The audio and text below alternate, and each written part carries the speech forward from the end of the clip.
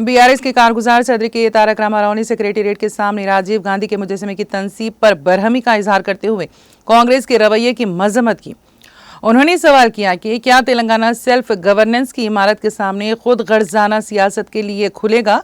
KTR ने अपनी शदीद रद्द अमल का इजहार करते हुए कहा कि क्या 4 करोड़ अवाम के दिलों की धड़कन तेलंगाना तल्ली का मुजस्समा लगाने के मुकाम पर राहुल गांधी के वालिद का मुजस्समा नस्ब किया जाएगा। उन्होंने कहा कि वजीर आला रेवंत रेड्डी तेलंगाना तल्ली की तौहीन कर रहे हैं। केटीआर ने सोशल मीडिया प्लेटफॉर्म एक्स पर कहा कि तेलंगाना अवाम कांग्रेस को कभी माफ नहीं करेगी। वाज़ेह है कि बीआरएस ने शुरू से ही सेक्रेटेरिएट के सामने राजीव गांधी का मुजस्समा लगाने की मुखालिफत की है।